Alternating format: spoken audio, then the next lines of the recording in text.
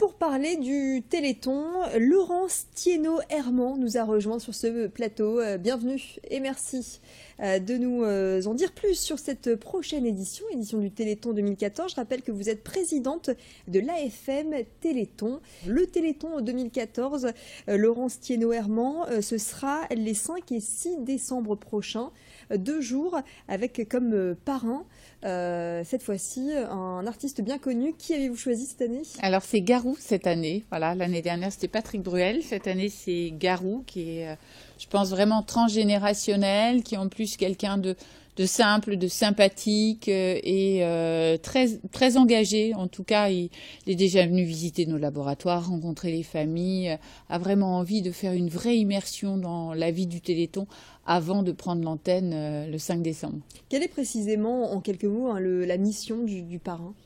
Alors la mission du parrain, c'est celle-ci justement, c'est de pouvoir rencontrer à l'affiche du Téléthon cette année, nous avons 4 familles qui représentent le combat des familles pour la vie des enfants, donc 4 familles qui représentent des maladies différentes, que ce soit maladie rare du système nerveux central, maladie rare neuromusculaire, une maladie rare de la vision, une maladie rare du sang.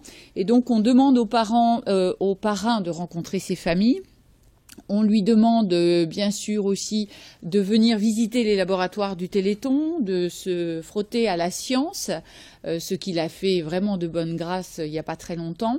On lui demande aussi de donner le coup d'envoi du Téléthon avec les milliers de bénévoles qui sont rassemblés début septembre à Paris. Autant de parcours initiatiques, je dirais, avant le grand plongeon le 5 décembre. Alors les 5 et 6 décembre, comme chaque année, il y aura des milliers de manifestations organisées un peu partout en France et notamment dans la région Nord-Pas-de-Calais. Alors est-ce qu'il est encore temps de se manifester pour pouvoir organiser une manifestation au profit du Téléthon? Oui, bien sûr, il est jamais trop tard pour bien faire. Et puis là, on est dans la pleine période. On sait que le Nord-Pas-de-Calais est vraiment toujours très très mobilisé, ça c'est clair, et tous les ans je viens faire une conférence soit dans le Nord soit dans le Pas-de-Calais parce que c'est toujours un accueil super chaleureux. Et donc il n'est pas trop tard bien sûr pour se porter candidat, soit pour organiser une manifestation, soit pour participer, pour dire je suis bénévole, je ne sais pas quoi faire, est-ce qu'il y a une possibilité de venir m'impliquer dans une organisation qui existe déjà. Au niveau de la recherche, puisque le Téléthon est là pour ça, pour la recherche, pour faire avancer la recherche et pour bien évidemment aider financièrement les malades dans leur vie quotidienne, au niveau de la recherche, où en est-on ?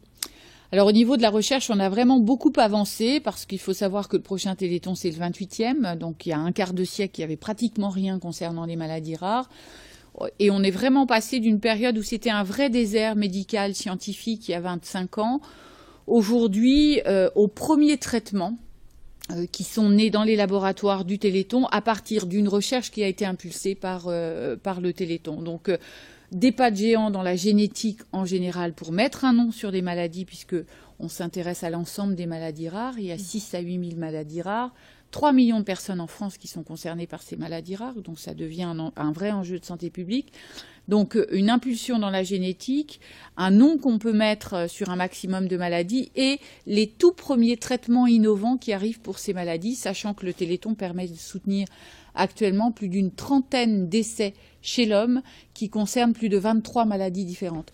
Donc des maladies en plus qui ouvrent la voie d'une médecine tout à fait innovante pour des maladies bien plus fréquentes. D'accord. Au niveau du confort également, je crois que l'argent sert aussi à permettre aux malades d'avoir une vie plus confortable.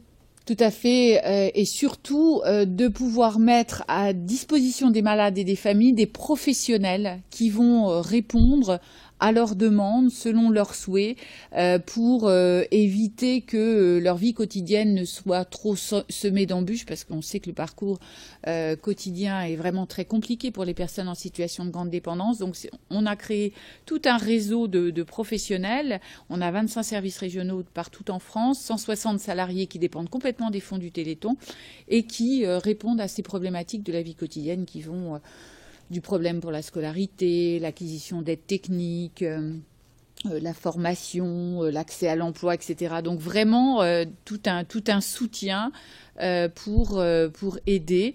Et puis, nous finançons aussi la plateforme Maladies Rares qui se trouve à l'hôpital Broussais avec une téléphonie sociale pour que toute personne à qui on vient d'annoncer une maladie rare puisse interroger un professionnel, scientifique, psychologue, etc. Donc, tout un tas de moyens qui permettent vraiment de faciliter ce parcours du combattant, on peut le dire comme ça.